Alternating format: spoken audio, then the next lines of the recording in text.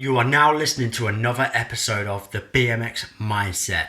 My name's Jack Tones, and if you are easily offended, please do not listen any further. There is a small possibility that this episode may contain some strong language. But if you're ready to feel empowered, you need to listen to this. Right guys, welcome to the BMX Mindset. Thank you for tuning in for another episode. Today's episode is extra special because we have our very first guest on the show. An absolute honour to introduce the one and only Jordan Clark, a household name for many in the scootering world, a true pioneer and leader, and in recent years turned professional BMX and mountain bike athlete. Jordan's career so far has produced some legendary moments, some of which include being 5-time world scootering champion, 3-time European champion, and 2 times UK champion, and that's just to name a few. And he is on track to becoming one of the best action sports athletes in the world. And Jordan serves as a source of inspiration for thousands of people globally, and I can understand why. So without further ado, let's dive straight in, Jordan. Let's start off with a bit of background from you. Welcome to the BMX Mindset. No worries, good to be here. Excited. Amazing. So, let's get a bit of background from you. Like, where are you from? Age? Yeah, so obviously Jordan Clark. My hometown's Chichester. It's a little town on the south coast. I'm 25 years of age. Lived there all my life, and yeah, rest history. Amazing, amazing. And how are you doing today? Yeah, I'm doing well, man. I'm excited to do this. It's like one of the first times I've ever done it, so it's I watch a lot of podcasts, so we'll see how she goes. No, that's amazing. I mean, Jordan turned up today super hyped to do a podcast. Like you just said, you watch a lot of podcasts, so yeah, man. It's only right that we get you involved on one, right? For sure. So, I want to know what age you started in action sports. It's a bit of like, I don't even really know, to be honest. I've always been like daredevil kid, so I've always had BMX. I've always had like, you remember them three-wheeler trikes, like with the drift wheels on the back. I used to have one of them flying downhill. So realistically, all my life I've been into bikes and things like that. So it's all my life I've been into doing crazy stuff. But I started riding BMX when I was around 10. I got one of them X-rated bikes, and then really went on to jumping off curves, you know, doing like 360 taps off the curb and stuff. And then I remember my mum and dad bought me a Sabrosa because I went to high school. You started BMX on a Sabrosa? Yeah. Well, no. Well, no, it wasn't a Sabrosa, but it was an X-rated. And then I went to high school. One of the kiddies it was like, oh, I've got this bike sort of thing, and I was just like, oh, maybe I'm gonna have to ask mum and dad for a better bike. And they got me a Sabrosa, and it was that long ago. It was a Sabrosa with a big sprocket. It wasn't like a small sprocket thing. So dinner plate. Literally, literally like pedaling like crazy. But no, yeah, it's it was good to get that bike. Cause like that's how like you progress, don't you? Like if your equipment's better, you ride better, I think. And then yeah, so I've been riding BMX a long time really, and then it wasn't until I got to high school and then started seeing other kids on scooters and stuff, and then we'll get into this. Yeah, for sure. We'll get into that, man. That's what the BMX Mindset's about. Obviously, you're known globally for your incredible achievements and your personality and where you are. So that is what I want to target today, is how you have developed such an incredible mindset that's allowed you to become who you are today. Do you see yourself as one of the best action sports athletes in the world? To be honest, it's a bit of a random one, because I don't really see myself as like one of the best action sports riders in the world. I see myself as Jordan, like, but it's not till you go to the events and you see the kids, and it could be parents or adults who are following the process and the progression of me and what I'm doing on social media and what I'm doing at these competitions and just anything in life. Like, it's not till you really see that you then you take a step back and you think, God, like, there's people constantly watching, sort of thing, and it's like, it's quite crazy, really. Bro, you're in a proper position of power. Like, the Yeah. amount of kids that I see on a day, I've seen it for myself, you know, Yeah. that just want to get a picture with you, Yeah, an yeah. autograph, and to them, that is everything. That's the thing. Like, I've always tried my utmost to say hello to everyone, take a picture with everyone, sign stuff for everyone, and just try and be nice to everyone, because you don't know who's watching, and that could. So to some kids, it's like, oh, you know, like, I got a picture, I got a signature, bloody blah. But to that one kid, it could change their life. You know, like, I had. It's really weird, actually. It was actually this year. I done some shows at Goodwood Action Sports at the Festival of Speed. Yeah, I'm following that one. Yeah. And I didn't ride on the Sunday, and a kid, but I was there on the Sunday because it was my dad's birthday. We were like, I'll just walk around, you know, like, with the family. We'll do our thing. So I didn't ride that day. I'm gutted I didn't ride because one of the kiddies turned up and was like, oh, I've come to watch Jordan, like, and I wasn't there and stuff. But then he got to meet me, and it was a really weird situation. Like, you could see him, like, welling up a bit, like, and you just think, Jesus, like, I don't think I had that sort of influence on someone, and that's, like, really, it's crazy to think that, you know, like, it can mean that much to somebody. So that's why I'm always trying to be not as nice as possible, like, well, not fake it, sort of thing. Just like, when you meet me, I'm just chill. And yeah, I can vouch for that as well. You're not faking it at all because, you know, even the way you conduct yourself with people likes of me and other athletes that, you know, you go into competition with, you're the same guy. Yeah, 100%. Like, so, there's no point in, you know, being one guy in one situation and one guy in another, you know. I'm just Jordan, and that's how I've always seen it, sort of thing. Dude, and honestly, I find a lot of inspiration from you, and I know, you know, everybody listening will also do that. But let's take it right back. So obviously, you know, you're Jordan Clark, you know, you're this global scootering dominant superstar.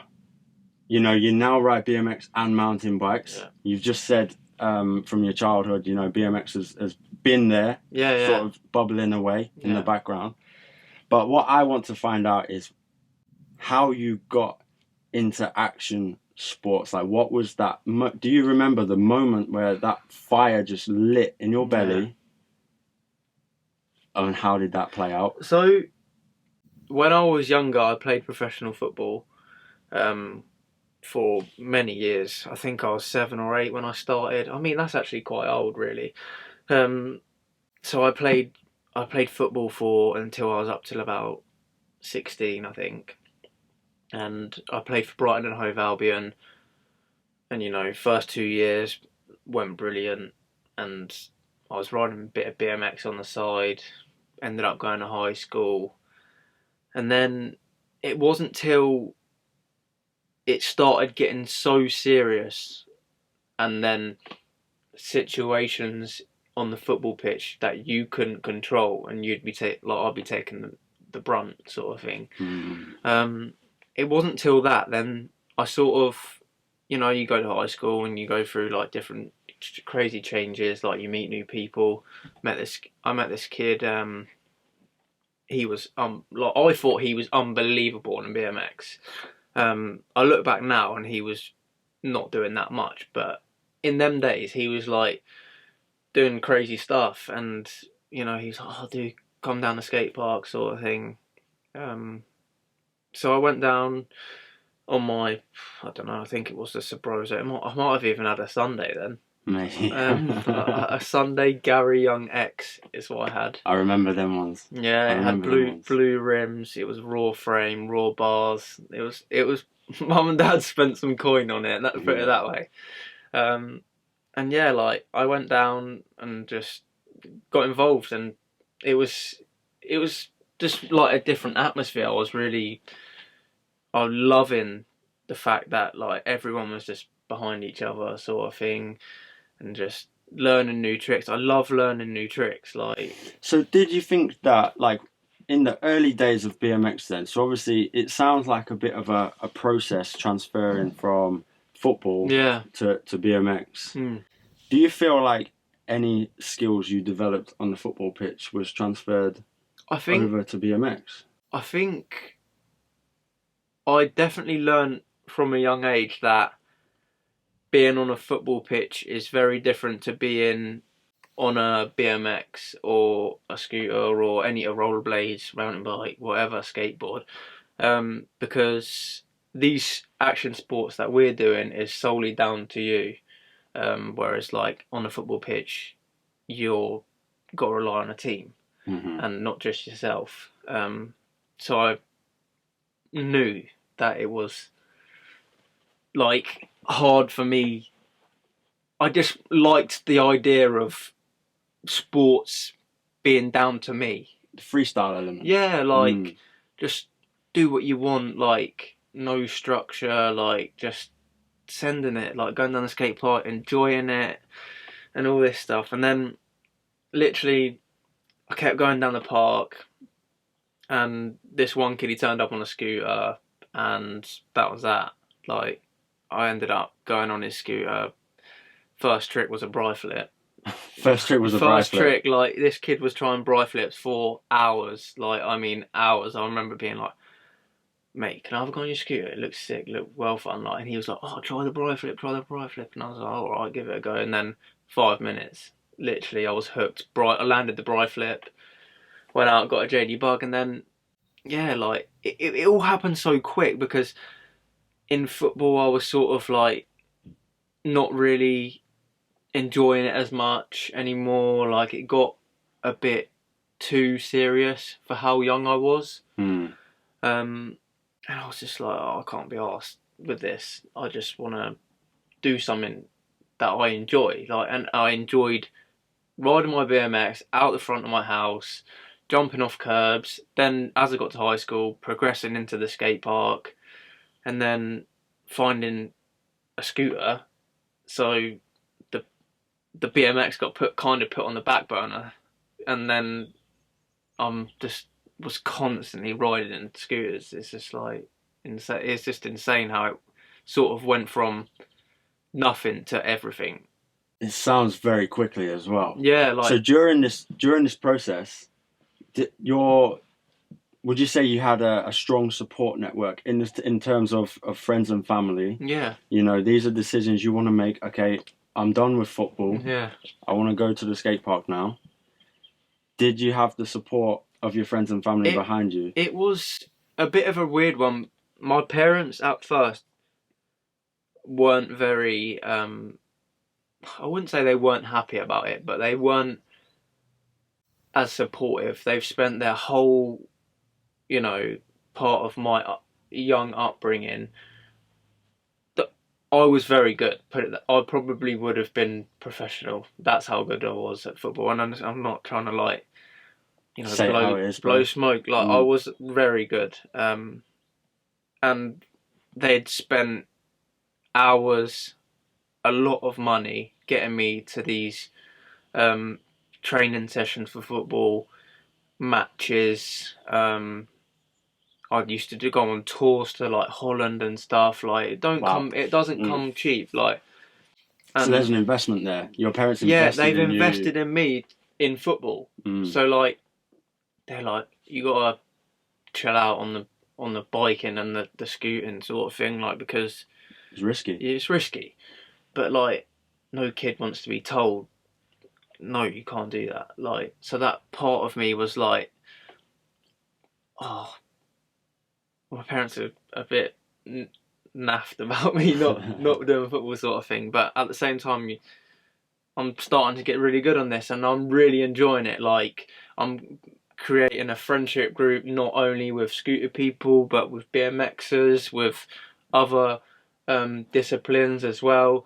And yeah, like, I just remember they weren't too happy about it at the start, and they were just like, look, whatever. So I come away from, I didn't completely come away from the football. I came away from the academy and went to like a local team, and was still playing up till around 16.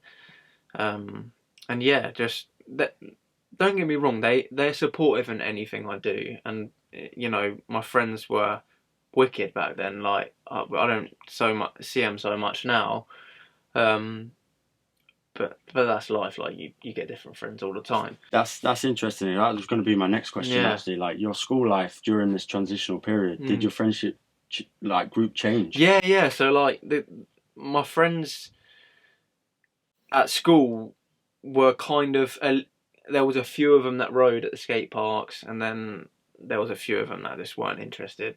You know, so it's like, just not their thing. Yeah, it's not their thing. So I would never see them out of school. It's just like, I had mates in the school, and then you had mates at the skate park. And yeah, like, as you start getting older, people start to die off, don't they? You know, everything. They're like, oh, I'm not that good at it. You know, I'm gonna quit. See, this is interesting because that's a different mindset. Yeah. To clearly yours. Yeah. You know, you've picked up this sport, you started getting good at it, and you're thinking, rah. Yeah. If I can apply the discipline and training that you did in the football days to skate park, you could essentially get to the level or surpass that level into the skate park as what you did in football. It was just like, I used to go down like at 8 in the morning and didn't leave till like 8 at night. Sometimes I was just like, and sometimes I'd walk away with like 20 new tricks, and I was just like, this is the best thing ever. Yeah, now so this is what I want. This is the gold dust right here. So people, you know, I've heard people saying, oh, he's just talented. He's just, you know, he's one of them freaks that can just do everything. Yeah. But what they don't see is the time, the hard work, blood, sweat and tears, whatever you want to call it, that you've 100%. Put in to get there. Dude, I can't even tell you how many hours I've spent down the skate park. Like I was just saying then, like 8 in the morning till 8 at night. And that was just like in a 6-week holiday, like a summer, that was every day. I think I'd missed like one day.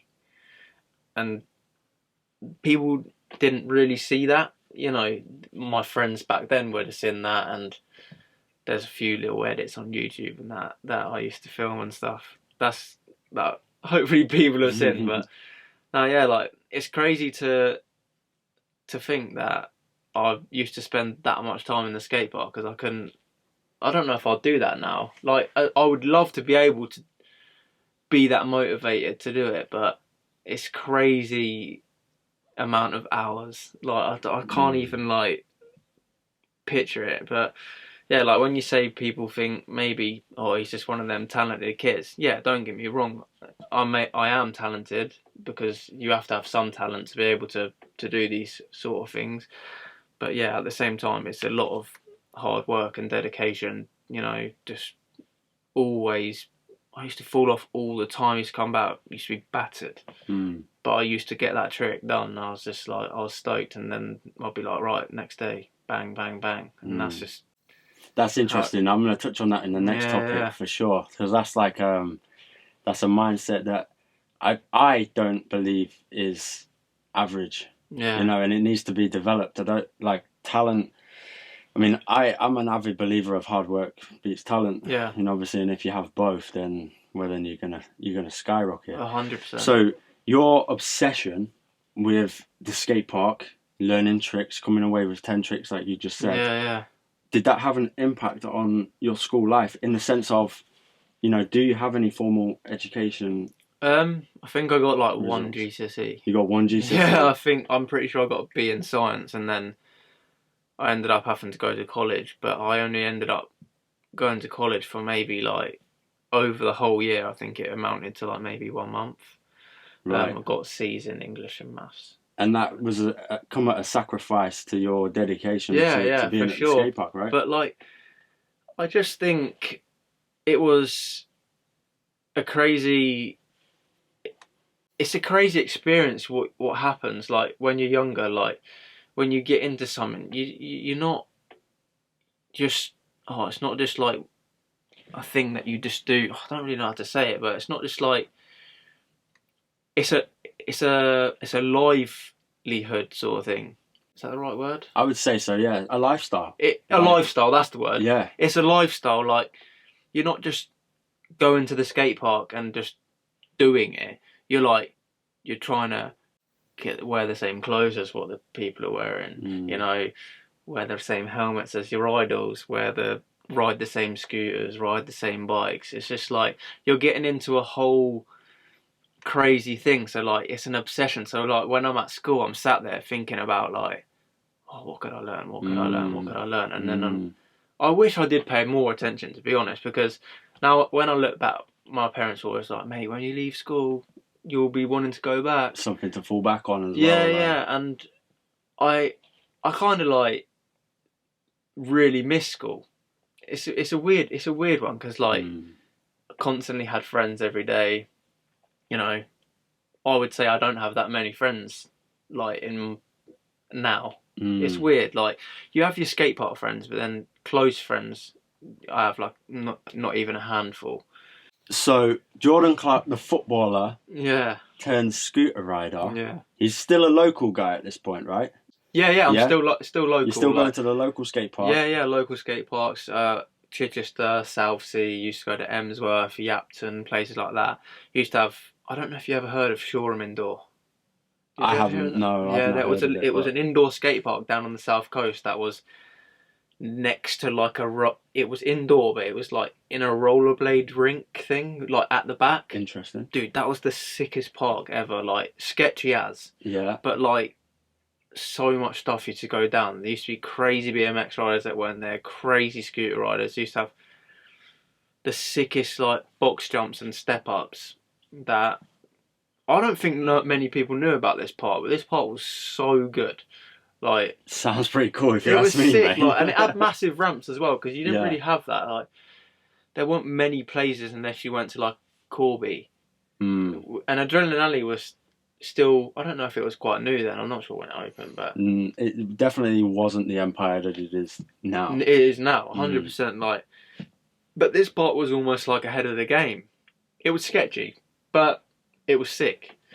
Builds character. 100%. And yeah, like, I was just riding locally, and then that's what I mean. I want to know where the switch was to be like, okay, I'm good enough to like branch out. And then when you branched out, do you feel like you changed as a person? I don't really know, to be honest. It was just like, it all kind of happened a bit quick. So in 2013, I went to a Grit Academy competition, which is like Underflow, and basically, Grit scooters. They done like a comp each. They done like 5 or 6 a year, and they would basically, the winner would get a Grit Academy sponsorship, and I ended up winning that comp. Like, and this was like 2013. I was like maybe 6 or 7 months into scootering, not long at all. And they were, it was quite funny actually. They were like, oh, obviously you've won, you get the sponsorship and stuff, and you get like given a scooter, you get £100 and everything like that. So this is everything to you at that time, literally, right? like, I was buzzing, and because I was doing football professionally, I had to turn down the sponsorship, but I took the scooter and £100. And I had to so basically I had to turn down the sponsorship because I was like, look, I can't commit to anything, even though it probably wouldn't have even been much. But in them days, you're like, oh my god, sponsored, you have to do this, you have to do that. But I'm still doing football on the side. Not on the side, I'm doing scooting on the side, and then I'm doing like football full time all the time. So yeah, ended up doing this comp, win it, and then I'm just keep riding down the local all the time. Gets to 2014, and I'm just like getting good. Like, I'm learning 5 flares on concrete. Like, and just crazy stuff. But I went through a stage where I couldn't flip at all. I could only do like front flips. So I'm learning like how to progress the front flips. Then I'm like, right, I'm just gonna send flips. Like, what's the worst that can happen? So end up learning flips. Ended up learning 5 flares. Just like got super good. And then I remember it like it was yesterday. I'm watching the Scooter World Championships 2014. Like, I'm like, oh, mate, like I'm to my mate Ben. I'm like, mate, imagine like being at that sort of thing. And literally like for the next year, I was just bang the same. Like literally every day, even in the rain, I'd go down there like hoping it would dry. Like, and there was this one quarter that you could ride at my local skate park that if it was wet, it was under a tree, so you could still ride it. I ended up going to a few Scoot GB competitions, which is like, they're like just like regional competitions like throughout the year. My nan, I think my mum and my granddad took me. I think I got like 6th in the pro competition. I just entered pro. I was just like, oh, I just entered pro. Amazing. So now you're on the competition scene. Yeah. And obviously going back to your support network during football days, you know, your parents, you know, they're backing you 100%. You're coming home now with a new scooter, £100 check, right? So did they start to then be like, okay, Jordan's onto something here? I don't think that first one they were like, oh, he's onto something. But I think when the years sort of started going on, like, because it was 2013 and 2014 was where I like progressed crazy. Like, it was ridiculous. I remember like I was saying earlier, like 20 tricks a day, like bang bang bang, doing all this stuff. And it got round to the start of I think it was 2015 or late 2014. I ended up doing another one of these Grit Academy events. Are you still footballing at this time? Literally still footballing, but I moved from Brighton to a local team called Barnham. Like, it was still serious, don't get me wrong. We wanted to win the league. We had one of the best teams. It was unbelievable. Like, and I was enjoying it as well because, you know, I'd gone back. A few of my mates were still there. You know, we were a cool, tight-knit team. So there was a bit more fun about it than when I was at the Brighton football team. But I want to know where your head's at. So obviously you've got scootering competitions. You're still playing football matches. Literally. And by the sounds of it, scootering, you know, has your heart. Oh, that's where your heart is.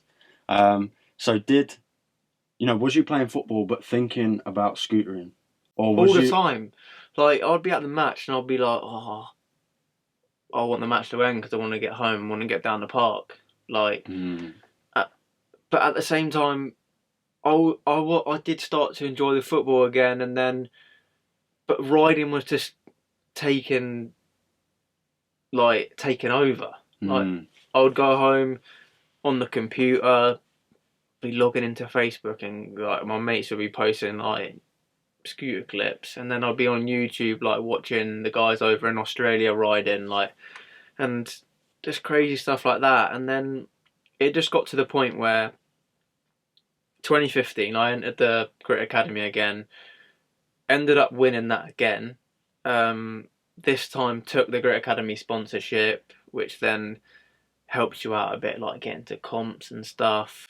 Are we talking financially, like travel? Yeah, like I remember doing. I won the Grit Academy event, and they were like, "Right, we're doing a tour around the UK," and I was like, "When we want you to be on it," and I was like, "Oh my god!" Like, I remember seeing this. Yeah, I was aware of the Grit Academy. The tour stuff. And I remember being like, "Oh my god, Mum, Dad, like I've been invited on a tour," like, and I would watch the tours videos on like YouTube and stuff of like other teams and Grit, the same sort of thing, like the same sort of tours that they were going on. So I ended up going on the tour, had the best time ever. Like, it's funny actually, Melton Mowbray had the T1 park. Yeah.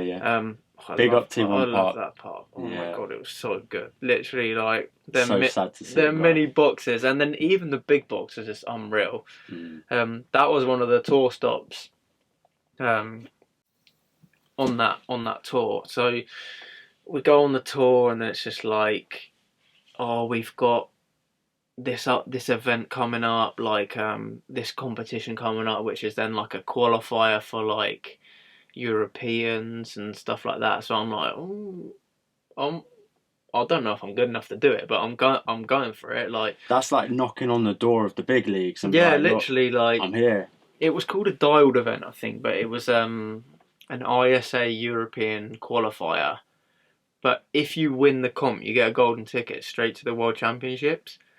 And so I go to the event, like, a few people knew me, like, because obviously they'd seen my videos or whatever. But I'm unknown, really. Like, they maybe seen the Grit Academy video or the run and been like, oh, that's a Jordan kid or whatever. But I was unknown, really. So I turned up and I ended up getting second. But the crazy story was Archie, the guy who won it, had already got a golden ticket already at a previous event. So me going there just to have fun and just ride and see how I do, I ended up getting a golden ticket straight to the World Championships in Barcelona.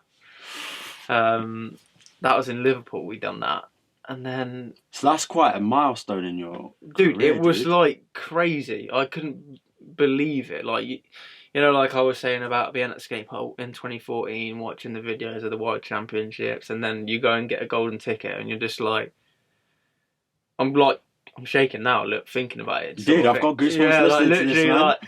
I can feel myself getting adrenaline, like I'm gonna like that. But no, like, it's weird. Like, I couldn't believe it. Like, I can go home to my mum and dad, and I'm like, oh my god, I'm going to Barcelona, like the World Championships, and they're like, what? What are you on about? I'm like, I'm going to Barcelona, the World Championships, and they're like, nah, surely not. Like, so they end up ringing like the Grit guys, and they're like, no, he's done. Like, he's got the golden ticket. He's got the invitation, like, to Barcelona for the ISA World Finals. And I'm just like, I think this was in like April, and the World Finals were in June. And bearing in mind, I'm doing GCSEs at that time. I'm playing football still. But my head's just like, oh my god, like, I'm going to Barcelona for the World Championships. I'm going to meet all my idols. Yeah, so that's interesting. So you've got a lot going on. You're spinning so many different plates, literally. Dude. Like, did you feel pressure? Did you feel pressure at this time? Obviously, like, but I think because I was so young, I just think it also was more excitement. It's like, so that took... oh my god, like, I'm going to Barcelona. I wasn't really thinking about anything else. I'm not going to lie. Like, I'm in my GCSEs, just thinking about Barca. And then it comes round. June comes round. I'm sat on my final GCSE exam. I think it was maths. I don't even know. And all the guys had already gone, like the Grit guys, because they'd driven there. Right. They'd already gone over to Barca early, but I couldn't go because obviously I'm doing GCSE, so I'm flying out with mum and dad. And yeah, leave the final GCSE exam and then get straight in the car and we go to Gatwick and then off to Barca. It's just like a crazy experience, and I remember being like nervous to meet everyone. Yeah. Like, I couldn't, because you'd be all these people I'd been watching on YouTube and Facebook, Insta, because Insta was sort of like starting to pop off a little bit. Did you ever see yourself? So, did you ever see, like, you felt like you deserved to be there? No. No. No, not at all. No, not at all. I mean, don't get me wrong. Like, I knew I'd put the work in down the local skate park and stuff, but it was almost like I'd stars in my eyes. Like, and it was just like, it might have been the wrong thing to say. I felt like I was good enough to be there, but I didn't feel like I did earn it, but I didn't feel like it was real. Yeah, because you're about to be on the same stage, the same platform as everybody you've looked up to. Yeah. You know, you're sat in school watching YouTube videos of these guys. Like, it's it was a crazy like whirlwind. Like before I knew it, I was in Barca. I'm walking up to registration and I'm just like looking and I'm like, oh my god, like I've been watching you last night. I've been watching your videos last week, like, and you're just like, you don't really know. A bit starstruck, right? 100% starstruck. Like anyone who says that they don't get starstruck is a liar. They're lying. Yeah, literally. Like I get starstruck now. Like when I see people like in other sports or like other things that I'm interested in, like I'm just like, oh my god. Like if you see them in person, you're like, oh my god, like crazy. Yeah. But so we're walking down registration, blah de blah. We do all that. Same format as most comps, really. You do your qualifications, and then you go. If you qualify through, you go into the final. So it was like the top 50 riders in the world, and then top 12 go into the finals. First qualification run, like. I think the nerves just got to me. Like I stacked. Like, I was just like, yeah, like completely. I think I cut them off on the spine. And yeah, second run, my mum's just like, oh, just just have fun, like do what you do, but top 10, yeah, like because that's what my mum's like banter like. She's just like, yeah, go on, get a top 10, because they're like, from a young age, have always been like really supportive and really like. We want him to win and want him to do well. Want the best for you, yeah, right? 100%. Like so, she's like, yeah, top 10 though, yeah. And my auntie and uncle come out as well. My auntie said to my mum, you can't say that to him. Like, he's just about to go and do his second run. Like, how do you take that when your mum's told you top 10? Yeah, I'm top 10. Is that like that's like right tunnel vision? 100%. Top 10 now. Top 10. I'm coming top 10. I went out for my second run and ended up qualifying 6th. Like for the world final, so I'm just like buzzing and just like, oh my god, I didn't even know how to put a run together. Like I'm like, oh, I'll do this now, and then I'm like, oh, I'll do a double flare now, and then I'm like, oh, I'll do a front flare here, and then I was doing tail whips on the floor, like to get extra points. Like I just didn't know how to do a run or anything. Like, and it's just like, oh my god, I don't know what to do. Like, so but that in your mum saying top 10, yeah, obviously triggered something in your mind, whether it's like fear of letting her down, I don't really know, whatever, but it did something to you to like, right, okay, I need to turn it up. Yeah, I don't know how, but I'm gonna do it. Yeah, literally, like, and I remember qualifying 6th and being like, oh my god, I didn't know what to do myself. It was just like crazy. But this is really random as well. Like they used to do semi-finals for best trick before the world finals, and I'm like, I remember this. I'm like, what is going on like here? But the week before, I'd been to Adrenaline Alley for the first time, and I learned double fronties, like, and then in the semi-finals of the best trick, I'm like, I'm just gonna try a double fronty, like, see what happens, see if I can make it through to the finals of the best trick. Ended up landing double fronty, like, first go, and I'm like, maybe I'll put that in my run. Right, yeah, too right. Yeah, so we get round to, my dad's like, what are you going to do then? And I'm like, well, I don't know, I think I might throw that double fronty at the start and just see where it takes me, sort of thing. So it comes into the Sunday, comes to the finals, and Todd, do you know who Todd Grady is? He's like a commentator guy. He used to do a lot of scootering, but he done a lot of commentating on the Extreme Barcelonas now and stuff. Maybe if I saw the face. Yeah, maybe if you saw the face, but like he was commentating the BMX and stuff this year, and like for Urban World Series and that. I remember him saying like to all 12 of us, he's like, because this is like the biggest crowd I've ever been out in front of. There's like, you know what Barca's like it's crazy amounts of people, like, and they're all just juiced to see anything. You do a backflip and they're like, oh. Of course.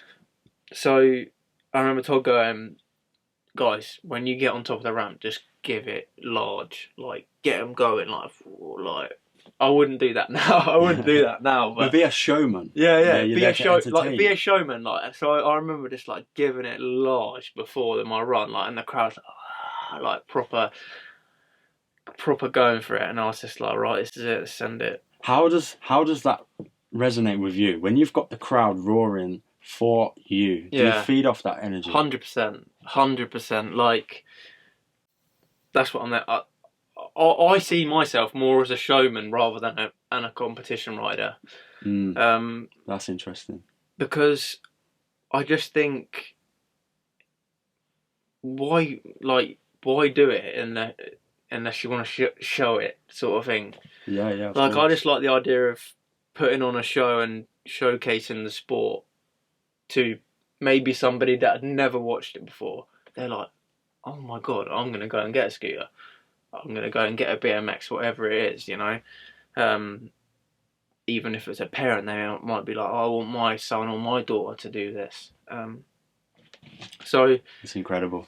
It's just like, so I'm literally like giving it large on top of the ramp, and I drop in, I land my first run, and it puts me in first place, like, by 8 points to second. Like, this is in the World Championships. Okay. Bearing in mind, I'm against all the people that I'm like looking up to. I'm like, oh my God, like, we're in the riders bit, because they would do it like where you weren't allowed to stand in the spot that you were going to start. You had to walk out and then go up to your starting point. So I remember going back into the riders lounge sort of thing, and that was it was like, oh, no one's going to beat that, like, he's done the world's first double throwing comp, like, and the scores were crazy, like 8 points in front of second, and I'm like, ooh, like, that's a big gap, bro. I'm like, Jesus, like, what's going on, sort of thing. Like, but then I'm like, I'm getting giddy, and then I'm like, oh, just calm down, like, there's loads more people to go, I've still got a second run to do. And, you know, people are going out and they're just stacking. Like, they're feeling the pressure of your run. Literally, of course. I feel like in the time that I done that trick, because the double front flip I think was a game changer. I think it really for you personally, or for scooter as a whole. I think for scooter as a whole. I think for me it was definitely a game changer in my riding, but I also think it was a game changer in the fact that it was such a big trick, and nobody to this day has ever done it in a comp apart from me, and that's 9 years.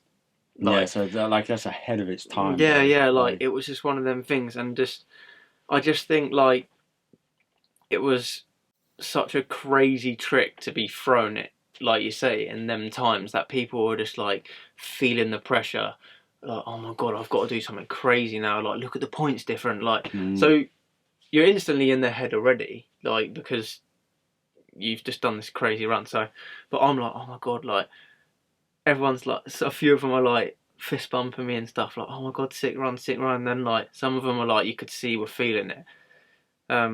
So we go out to second run, and I ended up adding more into my run, and then, like, before I knew it, I was 11 points like in front of second. And I'm like, oh, so much is going through my head, like, I don't even know like what was going on. It was just like, I'm here in Barcelona at the World Championships. My mum and dad don't really know what it is. Like, they're just like, yeah, we'll go along. Like, you know, you say it's the World Championships, but is it the World Championships? Whatever, like. And I ended up winning that, like, on debut.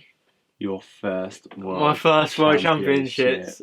You've just won your first World Championship. So, I don't know what was going through my head, to be honest. It was just like, Todd's like, come on, come out to the crowd, like, and, you know, just like clap them or whatever. And like, I remember that there was thousands of people in this stand, yeah. And I come out, and they're all going mental. Like, I'm trying to look for my parents, I can't even see them. Like, there's another crazy story as well. There's only one wristband for you to get like backstage for a parent. Right.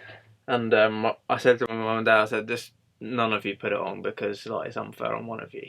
And this is funny as soon as I won, my dad put the wristband on, zipped it up, run in. My mum's like, what's going on, sort of thing. So he like come in, like, so I'm giving it to the crowd, like, they're going crazy. Then, you know, I get my medal and stuff, and then it was one of the only moments that I've ever shared with my dad emotionally. I mean, we've had emotional moments, but that was the first time that I remember being like really emotional with my dad, and it's crazy because it's normally like my mum. Uncontrollable. No, like it wasn't uncontrollable, but it was just like, what is going on? Like, it was just like we were giddy, like we were just laughing, like the security guards out, like to him. He's like, "No, I've got a wristband." They're like, "No, wrong one." He's just like, "No, I'm going through." Like, and nobody telling me. Yeah, literally, like, and we're just like hugging, like in the riders bit, and then I come out and I see my mum and she's crying. I'm like, "Oh my god, like, what is going on?" I'm crying, like I've got my medal, like I'm just like, what is going on? My auntie and uncle, like. I remember my auntie and uncle just sort of like, I think they were crying as well, like, and there's thousands of kids like running round to the riders bit because they're like, they want to meet the world champion, like, of course. And I'm just like, I don't know what to do. Like, I had a massive like quiff. I was taking pictures for like this massive quiff. Like, it was funny. I got some pictures. So I have to send them over.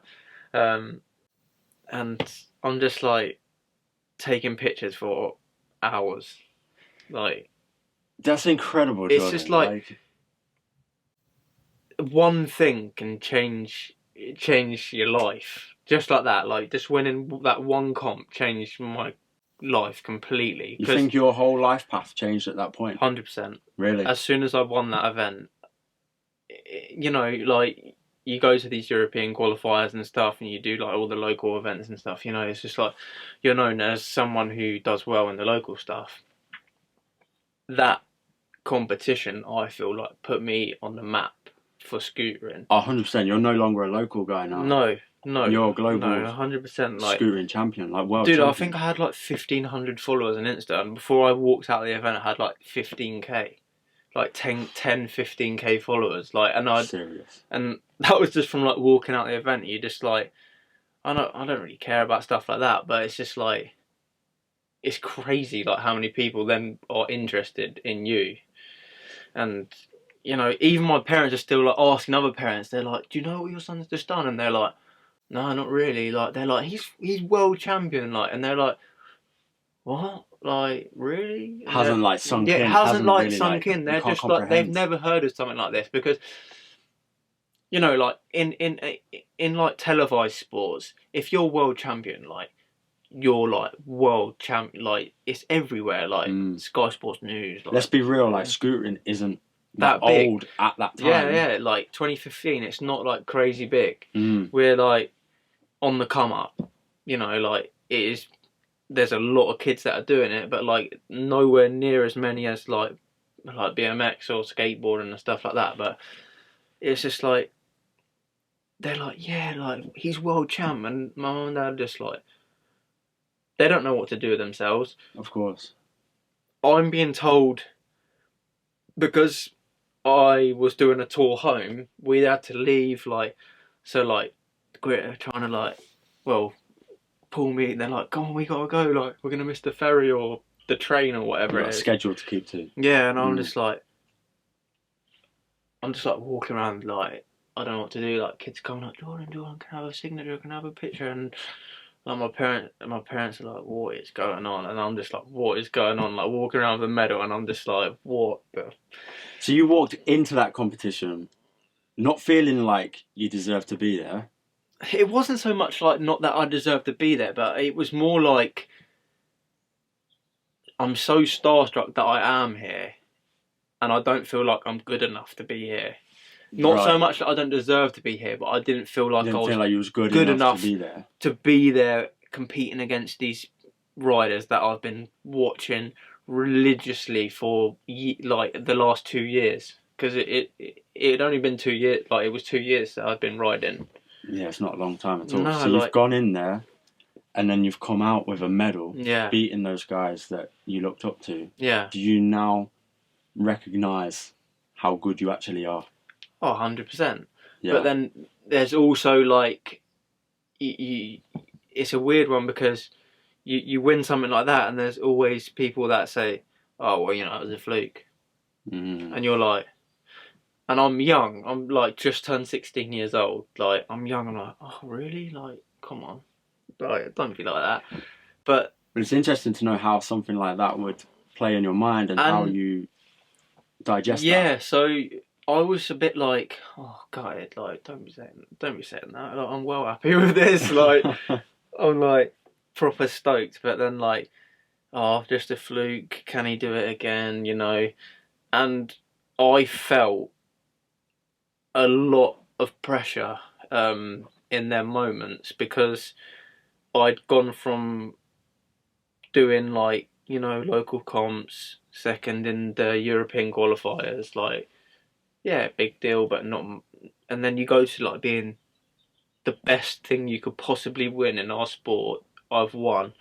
You then think, oh my God, like, can I, you know, keep winning other comps now? Like, where do you go from there? You get invited to everything. So I think the first comp I done after that was King of Germany. Went straight out to Germany like a week after.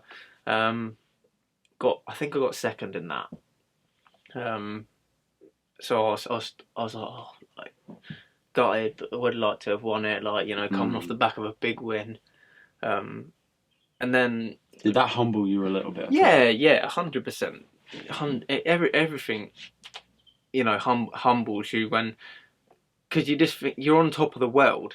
Like I was on, like I'm You're like, on cloud nine. Yeah, like I don't even know. Like for weeks after, I'm just like, I don't even know what to do. Like it's just crazy. Like, and then you go to another event, and one of the things that really like stuck out to me was when.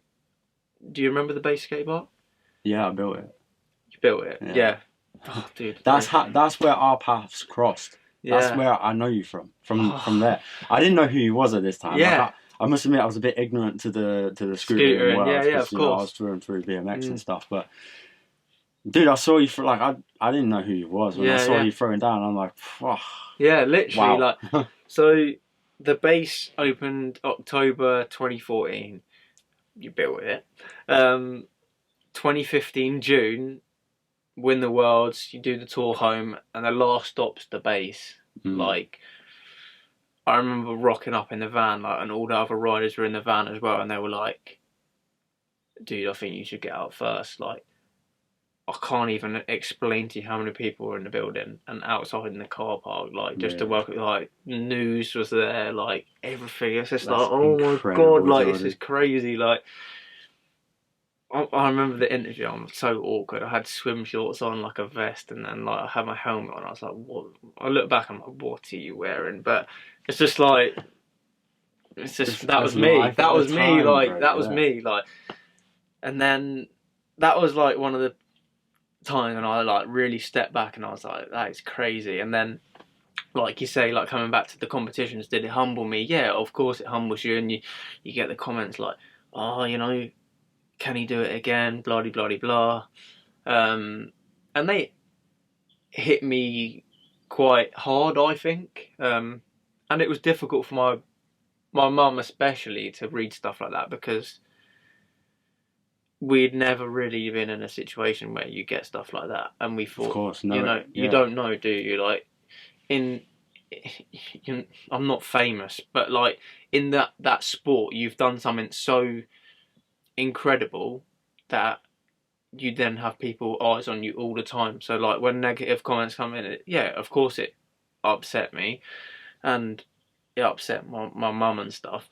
How did you digest the negative comments? And obviously seeing it upset your mother as well. So yeah, she used to just be like, I remember like sometimes she would be like replying back to like, on Facebook or Instagram, like biting the bait. Yeah, like literally, and I'm like, "Mum, like, yeah, you can't do that," but like, I know exactly how she feels because I'm feeling it.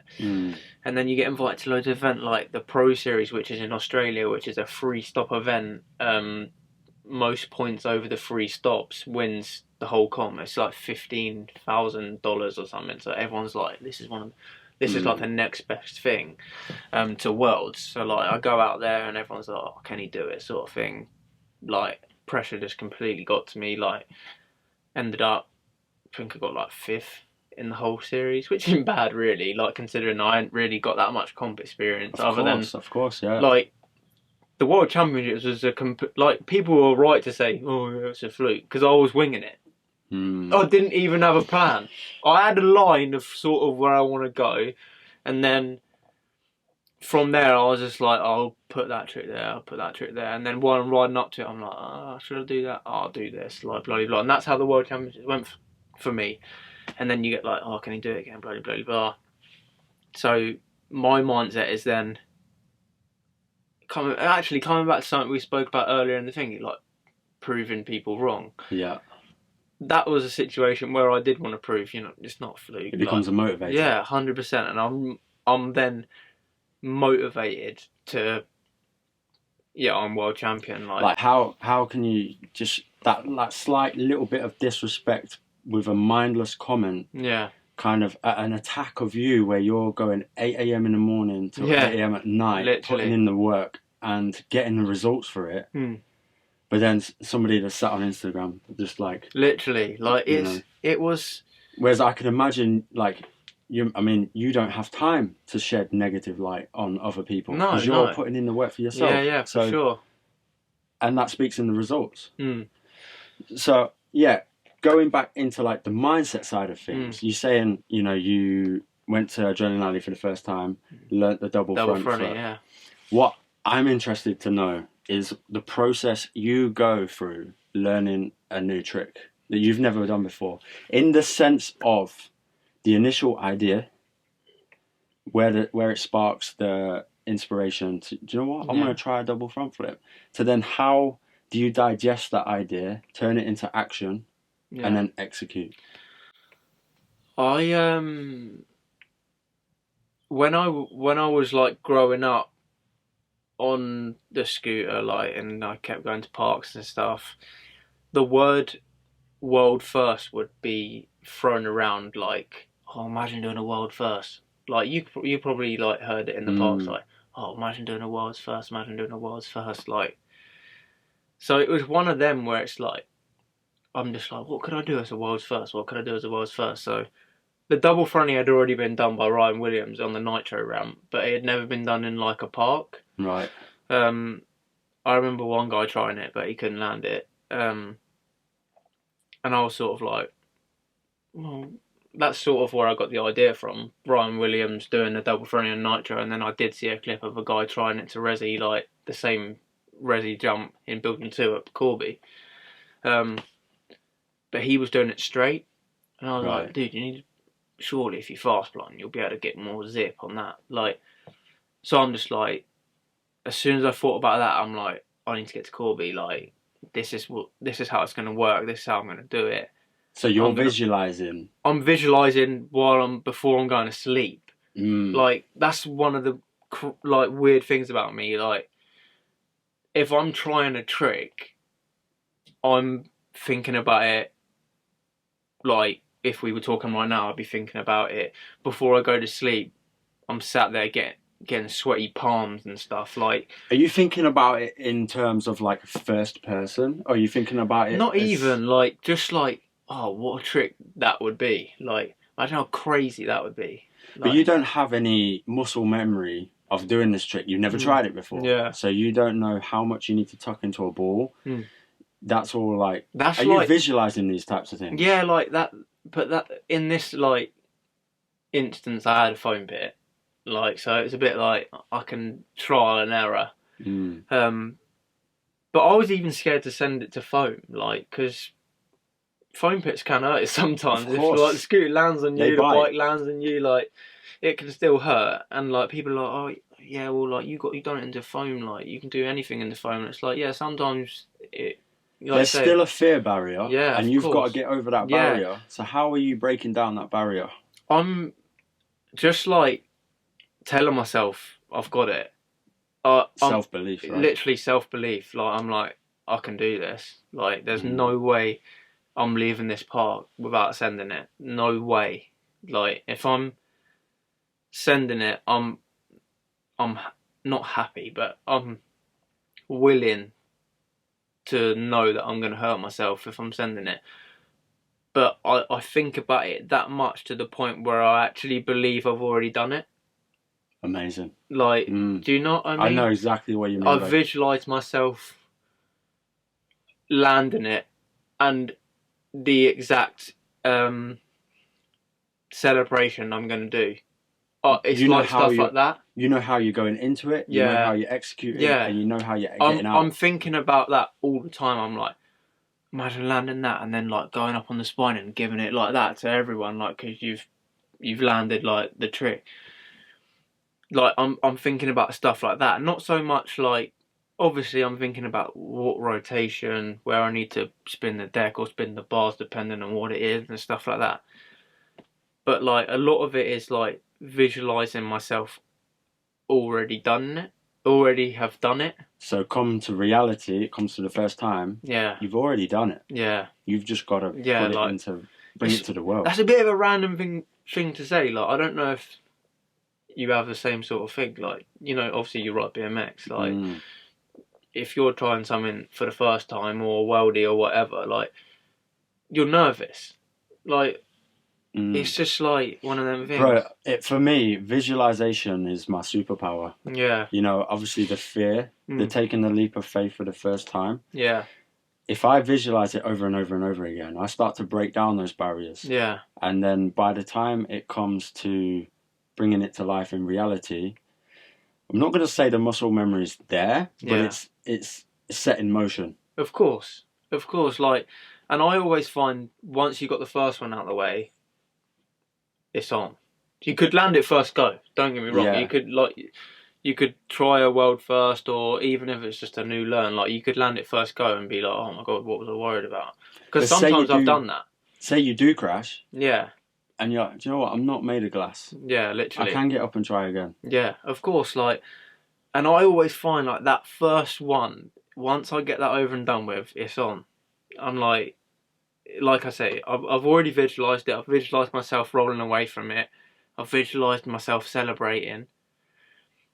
Get the first one out of the way, and then it's just like, this is going to happen. Like, I just know. But like, I've had battles of tricks for a long time, like where it's just I'm visualising myself like landing it, but it just won't work. Something's not clicking. It's just not clicking. Like, but no, yeah. Like I think for me, just like you say, a lot of self-belief is key. Self-belief is a key element to progression for you. I think if you're not believing that you can do something, then you're already doubting it in your head. Do you know what I mean? So self-doubt, because what I see in you, obviously I know your self-belief is bulletproof, bomb-proof. It's nice to hear like what you would say like from someone else looking at me if I'm trying a trick, like.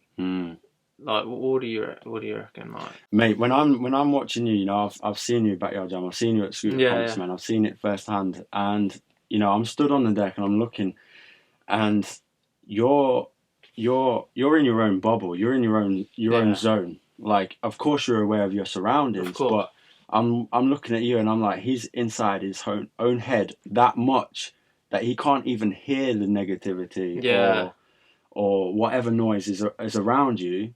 And that self-belief is that strong that you can't... There's no outside noise that can get to you. It's crazy how, like, certain situations can get you like that. Like you say, like, Backyard Jam, round 1, like, you were there, Junction this year, like, I was just on top of the deck and I'm just like you say, like it's almost like tunnel vision. Like you're not thinking about anything else other than this run's going down, sort of thing.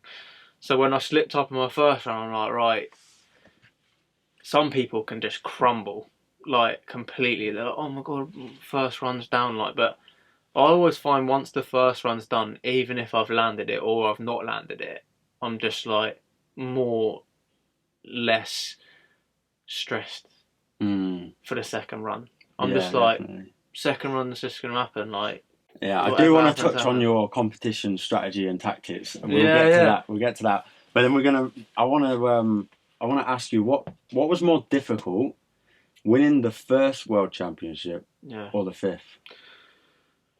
I think the first World Championship was, for me, it was just like, I don't really remember. Like, it was correct. Like, I was just like, yeah, I'll do this here, I'll do that there. So, like, it wasn't so much easy because I was scared. I was genuinely scared to go and do it. But at the same time, I was like, what have I got to lose? Like, let's just, absolutely. Just send it large. I say that all the time. Like, just send it large. Like, just go out and do it. So I think for me the fifth, because there is like we touched on earlier. Oh, it's a fluke. Can he do it again? You know, and when it comes around to for the fifth one, it's like he's too old. I'm 24. Not at all. I'm like, Jesus. I'm like, do you know what I mean? Like, so I think the hardest was the fifth, because once you get to the top, it's hard to stay at the top. You got to maintain 100% and progress. There's a level of expectation for you now. You're not Jordan Clark the rider, you're Jordan Clark the world champion. You've got nowhere to hide, bro. Literally, you can't everyone is watching you. They'll be like, you win the biggest event, they're all watching you. Like, they'll all stop what they're doing and watch, because you're the one to beat. So I just think going in, like last year, 2023, when I won my fifth, I was just like, whatever happens, happens. I'm just going to go out there and enjoy myself, do my thing, prepare the same, listen to a bit of music, you know, and just go out there and enjoy it. Because I just find when I enjoy stuff, I ride so much better. Like, if I put too much pressure on myself, I just feel like I don't get the same results. That's interesting. So how do you process pressure? Just by telling myself, go out there and have fun. Simple as that. Literally, like, it is not the end of the world if you lose. It makes you a better rider. Have you had to learn this? Yeah, 100%. Like, going back to 2015, like, I win the World Championships, everyone's looking at you. I then didn't win a comp for the rest of the year. Comes to 2016, in the winter break, I've dedicated hours and hours at the base, like, just like learning new tricks, learning how to put a run together. Because in 2015, I didn't know how to put a run together. I was just like, oh, do that trick, do that trick, do that trick. It's all self-taught, right? It's all self-taught. I've never had a coach, nothing. No. You know, I have my mates who are like, oh, well, what about if you do that? What about if you do this? And it's just like, yeah, fair enough. Like, but every competition run I've ever done, has been by me. It's been constructed by me. And sometimes I make the right decision, sometimes I make the wrong decision. It kind of was a fluke at the start, but then I'm kind of like, I'm sorry, but I don't believe it's a fluke. I don't believe in flukes. Yeah, I know what you. I do know what you mean, but like, it wasn't it's the wrong word to say. It wasn't a fluke, but it was just like, I was winging it. Like, I had the tricks, but I just didn't know how to execute them properly. Yeah, I feel like internally you've built up yourself a mindset that's like stronger than you're aware of. You know, for me personally, you know, I was unaware of the skills that I was developing through competitions, through TV shows, through BMX and stuff like that. And I feel like you've been on a similar journey. It's the same sort of journey. Like, we were saying about, I can't even remember. We were saying about enjoying it. All I tell myself now is, it is not the end of the world to lose a competition. There's plenty more competitions.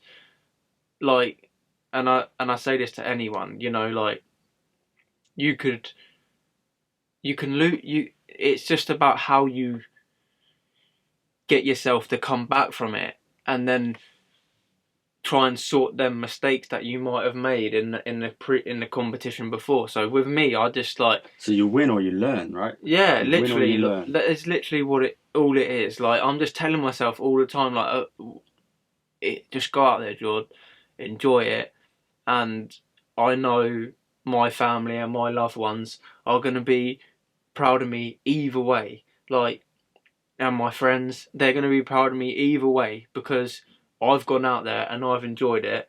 And if it worked out on a day, it worked out on a day. If it doesn't work, it doesn't work. And that's like one of the things that's very powerful that I use to help the pressure.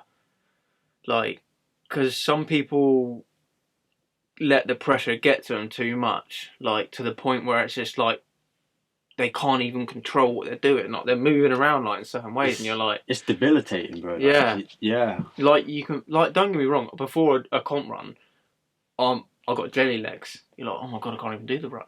Yeah. The arms aren't even moving. You're like, mate, what am I going to do in my first trick? Imagine if I just flop off. You know what I mean? But it's just like I've found a way of helping myself be less. Like, you get nerves all the time. If you're not nervous, then why are you doing it? But like, I've just found a solution that helps a lot. I feel like you expose yourself to uncomfortable situations. Yeah. So much that it becomes natural. Comfortable. Yeah. So that is also a process that you've been through. And I think about this all the time. I'm like, when, like, let's say I haven't done a comp for like a month or month and a half or 2 months or 3 months or whatever, and I'm like, oh my god, I don't even know what it feels like to do a comp. Like, what am I going to do when I stand up there and like they call my name and like I don't really want to drop in, like, and I'm like, oh my god, like, what am I going to do? But then there's something about comp day vibes. You're just like, let's have it. You like, tune in, find that inner strength, like the motivation as well. Like, and just like I say, one thing, go out there, have fun, and if I do my best, then that's all that matters. Yeah, spot on. Literally, spot like, on. It's like that for any sport, I think. Yeah, just do your best, man. And if you do your best, I'm sure you'll be fine. I want to now talk about transitioning, not from scootering to BMX, but adding BMX to scootering. Yeah. How did it come about, first of all? Well, it come about because obviously I rode bikes, BMX, like, as a young'un all the time. A young'un, that's a weird thing to say. Yeah, when I was younger, I rode BMX all the time, like, out the front and stuff. So BMX was always in the blood. Like, I loved bikes. Like, I used to go down the dirt jumps and just... I didn't even do tricks. I just used to flow through, do 1-footers. So while you're in like peak of your scootering competition season, are you still riding bikes? I didn't ride that much, but it wasn't till I got sent a Total BMX by Carl Waldock, because I met him at Simple Sessions, because we were doing scooter demos. Amazing. And I was like starstruck because Carl Waldock, like, I used to watch Dew Tour all the time as a kid. After school, Dew Tour on, bang. Jumps, Carl Waldock, layout, double backies. Like, it was unbelievable. Like, I used to watch him so much, like Brett Banasewicz and stuff, and Garrett Reynolds used to be sick on the park, and like just all of them. Like, it was crazy. Like, so spoke to Kyle and he was like, "Do you ride BMX?" And I was like, "I ain't got a bike." And he was like, "What?" He was like, "We'll sort you a bike." Like, so Total sorted me out a bike. Amazing. And then I just started riding it, like, here and there. I didn't ride it that much, to be honest. I feel a bit bad now because they sent me out a bike and I'm just like not riding it that much because I'm obviously still trying to progress in the scooters as well. But you know, a big turning point for me was lockdown. Really? Yeah, I managed to get the keys to the base. I say got the keys. The guy used to come and open it up and just this was like towards the end of COVID sort of thing, so like the restrictions were less tight. So you could have a private session. And they all used to ride BMX. No scooters in there. I think there was like one scooter kid, and that was like, I was just like, yes, I feel more motivated to ride with a BMXer sort of thing, because there was just there was like 10 or 12 of them just like. So do you feel like you was moulded by your environment slightly? Yeah. So, they're like, why ain't you got your BMX? And I'm just like, I'm just riding scooters today. And they were like, you bringing it next week? And I used to be like, yeah, I'll bring it next week. And never used to bring it. And then like a month of them saying that, I just was like, I'm going to shut these guys up. Like, so I took the BMX down and I ended up really enjoying it. Like, I couldn't ride the part very well, but I ended up learning like flip whips. So those guys on BMXs, they're encouraging you to bring the BMX down. BMX. Yeah, they're like, bring your BMX down. Like, we've seen you do like, do you remember Troy Hayward? Yeah. He had a 18-inch BMX. Killer, absolutely killed it on the bike. Yeah, he was really good. He actually rode it with me last year, or this year. It might have been this year actually. I don't know. Anyway, he brought his bike down. Is that still going? No, it's just turned off, but we'll keep going. Yeah. So Troy come down in his 18-inch, and I could double backy on Scoot. So I was just like, it can't be much different. Like, so I double backy his bike first go, and I was just no pads, nothing. I was just like, just a helmet. I was just like crazy kid, like just sending it. So did you not feel any difficulty transferring a scooter trick to a bike? Like, I just obviously there is differences, like the weight. You've got to catch pedals. In my case, crank arm. But each to their own. Each to their own, mate. Yeah. Like there are differences, but to me, I just look at it as a big scooter. Okay, that's interesting. Which some people might take the wrong way, but some people might be like, "Oh, that's actually like you say, interesting." It is the same thing, really, like, but just big wheels, and you stand on pedals. So I'm just like when you're doing tail whips and bar spins, is there a difference, or the rotational weight's definitely different, because the wheels are so small on a scooter that you don't really feel any rotational weight. It's just like all the bar. But when you've got like the big wheels spinning and the bars are then going, like, you can definitely feel some resistance. But it's just how you adapt. Is that something you've had to consciously learn? Yeah, like, don't get me wrong. When I rocked up at the skate park, when they're all like, "Oh, bring your bike down," and I rocked out with my bike, I was like not very good, but I was just willing to send myself. Like, be like, they'll be like, "Oh, do a flip whip," and I'll be like, "Yeah, all right." Took one to foam and then ended up doing it to Resi. Like, it was just stuff like that. Like, "Oh, you won't," and I'm like, "Really? Yeah, I'll give it a go." Yeah, I'll give it a go, like, sort of thing. It was just all bants, like, lockdown bants. They're like, "Oh, do this, do that," and I'm like, yeah. So I don't find it crazy difficult, like, going from one to the other, because I think it does complement each other quite well. Okay. I find it harder to go back on a scooter from a bike, because obviously the bike's a lot heavier and the scooter's like crazy light. So like you've just been to the gym for 6 hours. Yeah, it only takes me like 10 minutes to get back used to it again.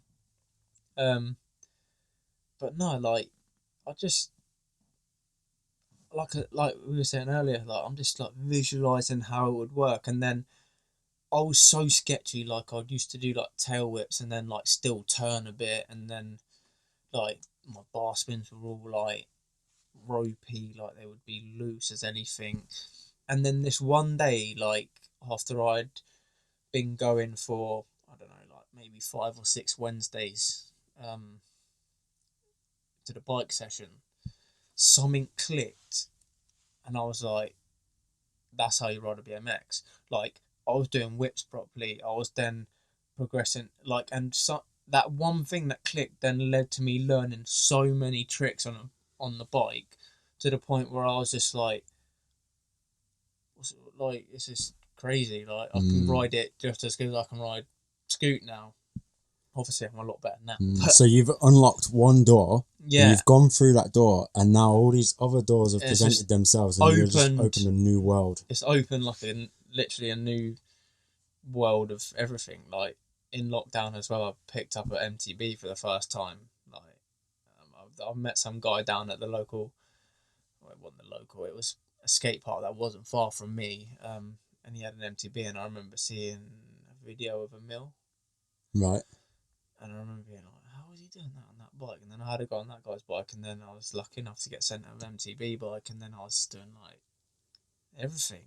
I was just like, whatever I can get my hands on. So you've got yourself into such a positive mind frame that it's almost like law of attraction. Literally. In the sense that you only seek out positive, experiences, interactions, and like-minded people the same, and then it's like a magnet coming together and it clicks. Yeah. And then you go from strength to strength to strength. Yeah, and it's just like a lot of social media is showing just the wins. Yeah. Not all the attempts before and stuff. Yeah. And obviously you've just come onto the BMX scene and you're doing flip whips. Yeah. You're doing double whips, you're doing all these things that a lot of riders it takes years. Yeah, I think, or never even get to that stage. Yeah, like I think for sure there was probably some people that had negative comments, but I never really saw any negativity because there were so many positives from it. Amazing. Like I'd have like imagine like Kyle Baldock, one of the best BMX riders I think to do it. He's like commenting on it like, dude, so glad I sent you the bike. That's sick, like, and all this, and then that just motivates you a bit more. But your attention goes to that. Yeah, like I don't think there was any jealousy towards me. Maybe someone might have said something that I never heard or never saw, but you can't think about stuff like that. You just gotta. I was just like getting so much love from people who were like, "Oh, so glad to see you on the BMX. It's really cool to see like that you progressing and all this." And I'm just like, well, I want to do a bit more of that. Like I'll keep on progressing, and like it's not that's a nice thing. Like when people have got nice stuff to say, like because it then motivates you more. Like you're like, absolutely, yeah, come on, let's do it. Absolutely. So by the sounds of it, then, so BMX and mountain bikes wasn't not really part of a master plan, but you see yourself more as an opportunist. So when an opportunity presents itself, you take on the challenge. Okay, this is me now. Yeah. And I'm gonna go. Yeah, like it's sort of like if someone presents something, they're like, "Here you go." I'm like, "I'll try it." I sort of saw it like that. I'll try anything. But did you? So it didn't cross your mind that when Kyle Baldock handed you the BMX, you didn't think this is gonna divert me away from scootering a little bit? Not one bit at all. I was just like, I'll do it on the side, like see what I can do on it. I might not even be that good. But you're gonna give it a try. I'm gonna give it a try anyway. And that comes back to like the mindset of just being motivated. I was like, imagine like doing this trick, and then learning new tricks is one of the ways of enjoying it. And then when you're enjoying it, you learn even more stuff. And then it kind of complemented the scooter really well because sometimes it would get too much. Okay. Riding all the time, so it breaks it up. If I'll be riding scooter loads, and then I'll ride the BMX, and it'll be like, oh, I'm quite excited to get back on the scooter now. And then like when you do it on the scooter, like, oh, I'm quite excited to get back on the bike and learn new stuff. Right? Like like it's just, I'm down to try anything. Like one of my two best mates, Charlie and Jamie, like they rollerblade, like, and I ride with them. Well, Charlie's moved to Thailand now, but don't ride with him anymore. But Jamie, when I can, I go skating with him. I try rollerblading, and it's like it's bands like where they're just like, oh, go on, give it a go, like, and I'm just like, yeah, all right, like I'll try it, and then it ends up working. Sometimes it don't work, but I'm just like, I'll just try anything really. Yeah, I mean, to me, listening to your backstory and where you are today, I mean, it sounds like you've been blessed with such a positive and strong support network around you, from family, friends, you wanting to try new sports and having that positive influence around you has obviously boosted you and your ambitions to keep going. Yeah. Do you still feel to this day that you have that support network around you? Yeah, even more so. Even more so because, like, coming back to 2015, like you say, my mum and dad weren't really like aware of what it was, whereas now they're fully aware, so they're fully supportive. Like my grandparents, all of them, like all my family are like, oh, watching the live streams if there is some events, like they're all commenting on my videos, like, and it's just like really, it's just really nice just to have them all. And another thing as well, like my two brothers do sport as well, and they're really good at their sports. So that influences you as well, or So, motivates like, you. So we like have like inside jokes at home. We're like, oh, if you don't bring back the gold this weekend, like you're not getting this or you're not getting that. Like, so it's kind of like we have little jokes and stuff like that, and that always keeps you motivated to go out there and win, and give them a FaceTime. Yeah, absolutely. Got the gold medal. Like my little brother, my youngest brother Frank, he's just come back from Portugal. He does tumbling for GB. Yeah, he ended up winning it as well. Like, and Incredible. Then a week before my British Championships on the scooter, he won his British Championships. Like, and it's just like bang bang. Like, and then my middle brother, he races cars, and he's just like, yeah, it's a lot different, a lot more expensive. Yeah, of course. But do you bounce off each other? Yeah, we all like it's just like it's all crazy. And me and my youngest brother as well, we're literally like the same person. Right, if you looked at him, you'd be from behind, and like you'd be like, oh, that's Jordan. And then you'd turn around and you'd be like, oh, that's still Jordan. And then you get close and you'd be like, oh, it's like one of them. Yeah. And same personality, same everything. Same mentality. Same mentality. He's like, yeah, he'll be like Olympics. Yeah. Yeah, he's the nuts. Right, we heard it here first. He is proper good. He is so good. Don't want to make his head even bigger. He's got a massive head anyway, but he yeah, he will be amazing. No, that's incredible for you to hear, man. I love to hear like supportive siblings and a strong family unit. It's amazing. But moving on to the next section of the podcast, then this one's for the fans. This one's for everyone that looks up to you for a source of inspiration. They might not necessarily have a support network home. They might be going through a bad time. All walks of life. But they've got big ambitions and they want to be like you, bro. Yeah. So can you take us through the process you go through before a competition? If a competition's coming up, how do you prepare yourself to give you the best opportunity on the day? Yeah. So the first thing I would do is try and get to wherever the competition is to practice. If it's not a pre-built park, then just try and work out a line or a run in your head before you go to these comps, and just go into the competition wanting to enjoy the experience, because as soon as you start going into the competition, if you're starting out doing comps wanting to win straight away, it doesn't always work like that. So just like trust the process,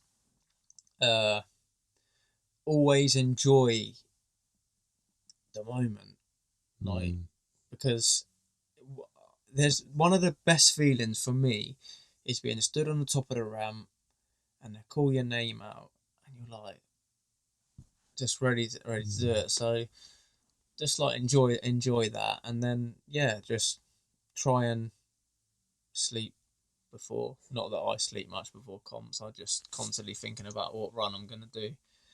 And just have fun. That's the main thing. And just do what you want to do, not what others want you to do. That's incredible, man. So even though you're a source of inspiration for others, you must have sources of inspiration for yourself. Yeah. Who and what would that be? My granddad's my biggest supporter. He's a legend.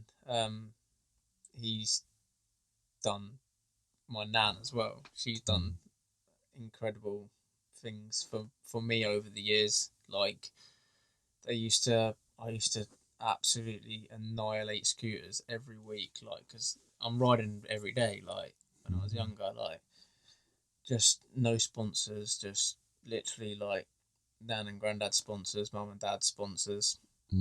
So I'd say my parents, my grandparents, are my biggest inspiration, and taking, when they're proud is better than winning for me. Even if I'm not winning. Like, if they're like really proud of the way you conducted yourself, the way you performed, and just like that's better than a win for me, 100%.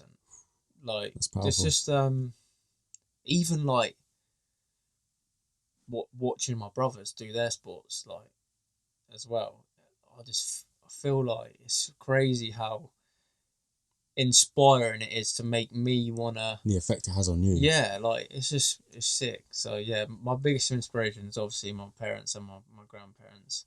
And rider wise, I'd probably say it's got to be Ryan Williams. Ryan Williams. Yeah, he was the first person to pop up on YouTube for me, and paved the way for everyone. And he's done, the scooter and the BMX as well, and he's done really well from it. On a different kind of thing though. Yeah, it's to me it's like breaking the stigma of just sticking to what's accepted by the industry and just breaking out and doing what you want to do. Yeah, of course. Like I didn't know how some people would take me coming to a BMX event. I didn't know what to expect. Like, it was just like crazy. I was just like, oh, are they going to be like, oh, what's that scooter kid doing there? But they're just like, it's really nice to see that everyone's accepting of whatever you do. Like, and the whole industry, like, not just BMX, not just scooter, rollerblade, skateboarding, mountain biking. It's all so tight knit, I think. What, action sports as a whole? Yeah, I think action sports as a whole is tight knit. If someone's doing crazy stuff, you can appreciate what they're doing. I understand. Understand what you're saying. Like it's if I said that right, like anyone can appreciate what someone's doing. Do you know what I mean? Yeah, absolutely. Whatever you ride. I've done it with you. Like I'm not a scooter rider by any means. I don't class myself as a scooter rider. But when I first saw you for the first time, sending these crazy things, in my head I'm thinking, oh, this guy, he's got something inside him that's like, he's on it. He's doing it. It's good to like hear you say something like that, because I always wonder, like, from someone outside of my own head, like what it looks like. Like when I turn up at like the backyard events, like for yourself, what does that, like, I'm always like, oh, what does people think of that? But like, you just seem like you're stoked to have me there, sort of thing. Absolutely, man. Yeah, and I'm going to be a voice for the BMX community right now, and I'm going to say, we are stoked for everything you're doing for our sport, man, and the attitude you're bringing to it is just incredible. The way you conduct yourself on promoting the sport as well, and just being a good human. Yeah. You know? That's the main thing. Like, you can be the best rider in the world, you can be the best rider to ever do it. But if you're not a nice person, then people don't want to be around you. And I like surrounding myself with like people I'm riding. Like, I used to be able to motivate myself to ride on my own. I can't do that so much anymore. Like, I always want people like to be there riding with me. Like, and then I ride a lot by myself. Yeah, and it's hard. Yeah, I mean, I kind of enjoy it sometimes. Yeah. Like, if, for example, if like taking myself back to doing my first backflip. Yeah. Before I've pulled my first backflip, you know, I've already been to war with myself. Yeah. You know, there's half of me saying, "No, you can't do this, man." Like, the self doubt, and then there's the other side of me that's like, "No, shut up, man. I'm going for this. I got this." Yeah. So by the time you've seen me do a backflip, I've already beat my own worst enemy. Yeah. So whatever you think of me, it doesn't matter. Yeah. Because I've already beat my worst enemy. Done what you've done in your head, like, to yourself. Like, I'm like that as well. Just like, I always say to myself, I'm just like, stop being a bitch. Like, just do it. You know, like, sometimes you just have to say to yourself, just go for it, mate. Yeah, and like, a lot of it is, you know, when you're on, especially the path you're on, like, progression is a fundamental to your happiness. Like, it is for me. Like, if I'm not progressing, I feel like I'm stagnating. Yeah. I'm probably not as happy. But if I'm striving for progression, just taking that leap of faith, entering into the unknown, is already winning a battle in the war. It's almost an achievement in itself. Like yeah. Like, because I got asked to do like the backyard events for a while, and I was like, I don't really know like whether to do it or not, how people will take me. But so outside influence kind of put you off. Yeah, not put me off, but like I didn't feel like I was good enough to compete with these riders. Right. I was like, dude, they're insane. Like, but I was like, if I can just go there and just do what I want to do and see how it goes, like, that was the main thing for me. And then last year at Nationals was one of my proudest moments, and I got second. Amazing. Can you explain why this was your proudest moment? I wouldn't say I was an underdog. It was like no one knew what I was going to do. I was just like... So Nationals last year. Yeah. Jordan Clark has entered the building. Yeah, no, like I was just saying, like, it is genuinely one of my proudest moments across all disciplines. Because I was a complete... It reminded me of 2015 when I went to the Worlds on the scooter. Being the underdog. Being a complete underdog. No one knew...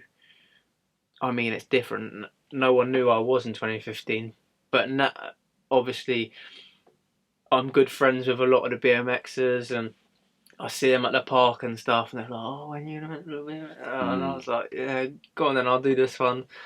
And getting second at the Nationals last year, like, and being like a point and a half off Kieran, was literally like, I couldn't believe it. I felt like I'd won it. Yeah. Wow. And I feel like that changed a lot of people's opinion on me. Did it change your opinion of yourself? I think it did. I think it was just like, I kind of just thought, whatever, like you say, whatever happens, whatever happens. And then it gave me a boost. Like, I can actually genuinely hold it. Like, these riders, Kieran is world champion. Mm-hmm. You know, I managed to beat Dylan, and Dylan's at the World Cups. Jude was unlucky with his bars, but like, you got Ash Finley. Ash Finley, well. like, Who else? Some crazy I can't liners, remember you know, who. you There got was Tom loads Russell, of people. everybody. There was like the UK thing's crazy, like for BMX, and like to get second in that comp, I was just like, I genuinely, like I say, I felt like I'd won it. It was just amazing. I couldn't believe it really, like, and yeah, that genuinely felt like for me it changed people's maybe their opinion, like, oh, scooter kid can do it. Do you know what? To me, it feels like BMX community, almost like BMX keeps itself to itself. Yeah. Like, we are who we are, and if Yeah. there's like someone that wants to come in, you've got to come through that door. Yeah. Almost like an initiation. Yeah, like you got to prove yourself. Yeah. Um. Did it feel like that to you? Did you feel like you had to prove yourself to yourself? I felt like there was definitely a bit of like pressure going into it. Yeah. But I didn't feel like I had to prove to anyone what I was capable of, if you know what I mean. I was definitely nervous. It was different to the way we wore like practice for scooters and comps for scooters. Like Deck Brooks was there as well. Yeah, of course. Let's not forget Declan, legend. And I remember, all I remember is thinking, watching them in the warm up before the comp was about to start, and I felt myself like, oh, I don't even want to drop in, like, because they're good, like, so I dropped in like a few times. I didn't even practice a nothing front or a double flare or anything. I was just like, I'm doing it in my run, like whatever happens happens. Yeah.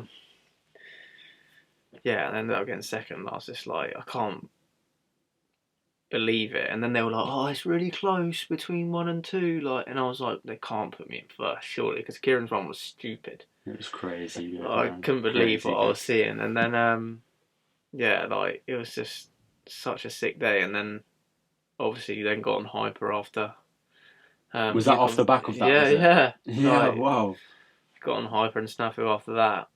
And yeah, like, because you come and filmed at the hyper day and stuff. And then I just like, yeah, no, I felt like I passed the initiation. Like, yeah, I'm here. Yeah. I'm a BMX rider, and I feel like now, like, obviously I have my scooter family. Like, it's almost like I have a bit of a BMX family as well now, which is sick. Like, amazing. You know, like certain people I go to, like in the BMX industry, and they're all like, like, come, you know, like Jordan, come in, like, sort of thing. Man. Yeah, like, it's sick. Like, that's nice. And yeah, hopefully more things can come from it, and I just keep doing well. Like, obviously we've got nationals in 2 or 3 weeks, so see how we go. You just got first place as well in the last comp. Yeah, last weekend. Yeah, round top of the series as well. Miller's 1 point behind. Oh, it's close, mate. It's close. I think I'm like 88 points, and he's like 87, I think. So yeah, I'm looking forward to this one. It should be good. Yeah. I mean, they're at a bit of an advantage, seeing as they ride it every day, but yeah. I'll get down there and have a practice, I'm sure. I'm sure you'll hold your own, man. Yeah, for sure. I mean, I just, for me, like, just go out there, have fun, do as best as I can. Mm-hmm. I've only ever ridden it on a scooter in that bowl run. Oh, really? Yeah, I've ridden it on bike a little bit, like, but only, like, you know, when they'd done the 22nd anniversary, when I just come on and done like a few little. That wasn't even your bike, was it? No, Deck's bike. I've only really ridden it like that. I've never really had like a training session in there, or just a bit of fun here. Yeah, like just a bit of fun here and there. So yeah, it'll be interesting to see how I go, but see what happens. Well, you've had an incredible career so far, Jordan, and I feel like you're only just getting fired up, man. There's a lot more to come, and I'm looking at you now, and I can see the fire is burning, of course, bro. Man. Of course. But we're gonna have to wrap this up. We're gonna come to the end of this episode very soon, but I do have a few more, bit more light-hearted questions for you, just for those that are, you know, have been following your story but don't really know Jordan Clark for who he is. So we're just gonna start off by asking what your favourite trick is, bro. Favourite trick? On scoot, my favourite trick's 5 flare bar, and on BMX, my favourite trick is a 360 triple trap. Yeah, some nice. Just like there, when you get it right. Feels good? Yeah, it feels good. Like nice. You know. What's your favourite music in terms of to get you fired up to go for a session? Depends what my mood is, really. I like a bit of everything. Apart from like really heavy screamo. Okay, right now in life, what would you be listening to if you're going to a session after this? Probably a bit of like Wilkinson, drum and bass, maybe. Nice. Sometimes with a bit of lyrics. TikTok's got me hooked. Like sometimes with some of their motivational like music. It's catchy, bro. Yeah, like, and I'm just like got that on repeat sometimes. Yeah. Some of them are cringy, but I don't really care that much. If it works for you, bro. Yeah, like, but yeah, no, like I like Wilkinson and Sub Focus and people like that. Bangers. Bit of maybe. I like David Guetta as well, but a few of his bangers. Throw him in the mix. Calvin Harris. Let's go. I like all. To be honest, I like them all, but yeah, mostly like it would be like Sub Focus or Wilkinson. Yeah, no, that's sweet. That sounds like a fire playlist. If you ask me, bro. Okay, so I want to know what your life motto is. If you was to like be on a billboard, bro, what would it say? Follow your dreams. Follow your dreams. It's always been my thing. Ever since I started riding, just like being that kid down at the local park, watching the Worlds, saying, Ben, come on, man. Let's imagine if we got there, like, follow your dreams, 100%. Absolutely, man. It's just hits the nail on the head, I think. Bro, and you live by that. I can see it. That's amazing, yeah, man. What's next? Who knows? For me, just keep doing what I'm doing. I've got the balance sort of right at the moment, so I think just keep going out there, doing my thing, and whatever comes of it, comes of it. Because one day I'm going to be old, won't be able to do it anymore, and I'll be a professional darts player. Yeah, we spoke briefly about your obsession with darts. I didn't know this, bro, before you walked through that door this morning. Dude, I've that Luke Littler guy's got me hooked since the World Championships last year, Christmas time. Literally, like, I'm obsessed. I've got like 6 dart boards now. Companies are sending me out darts. Like, oh shit! I've met a couple of like TikTokers. This is legit. Darts TikTok. I've got my own darts TikTok as well. And then I met like a couple of guys who do like darts TikTok, and they're like so good. Like, and I love playing with them because like my game just instantly like goes from like here to like here. Like when you're playing against better people. And it's nice to like just try and. I'm never going to be able to master it because it's so hard, but it's nice to be able to get to a point where you're like consistent. I wouldn't write yourself off just yet, bro. Yeah. I think if you apply the mindset you've adapted through scootering and action 100%. Sports, BMX, mountain bikes, you take that to darts, bro, I'm sure we're going to see. It's a bit of a random one though, isn't it? Like you wouldn't expect like myself to do it because there's no risk involved really. I didn't think that I would be saying action sports, global superstar, turn to professional dart player. Yeah, imagine. It would be so funny. I mean, I'm not that good at the moment, but I've hit a few 180s, so yeah, it's good. I'm actually on 51 180s, just to let you all know. But mate, watch this space. Jordan is coming for you, dart players out there. That's funny. Oh, amazing! One hell of a podcast, Jordan. So we're just gonna sign this out. But if there's anything extra you want to add, bro. Yeah, just to anyone who's looking to get into the sport, or if you're in the sport, just, like you say, I've been saying it the whole podcast, just enjoy it. If you don't enjoy it, then you're not going to be riding to the best of your ability. And yeah, follow your dreams and just have fun. And that applies to all walks of life, not just action sports. So we're going to sign this out, and wow, what a powerful chat there, Jordan. I appreciate you, bro. No worries. And keep on following your dreams. The BMX Mindset fully supports you and everything you stand for. And for everyone that's watching or listening, this is how a 5-time champion operates. And believe me, you are also capable of operating in the same way. Thank you for tuning in to today's episode. This is the BMX Mindset. Be sure to hit that subscribe button, because a little bit of support from you guys, I promise you, I will give you everything I have to get you through, with more guests such as Jordan that have acquired such an incredible view of life. And that's what I'll have to say for today, guys. That's the BMX Mindset. Let's go! Jordan, wow. Cheers, that was insane. Sick. At first, I was a bit like, "Oh my god, I'm like going on to like different stuff," and then like I chilled out a bit. And but that's sick. You, bro. I don't want to squash that. Yeah, no, like it's sick. I really enjoyed that. That was sick.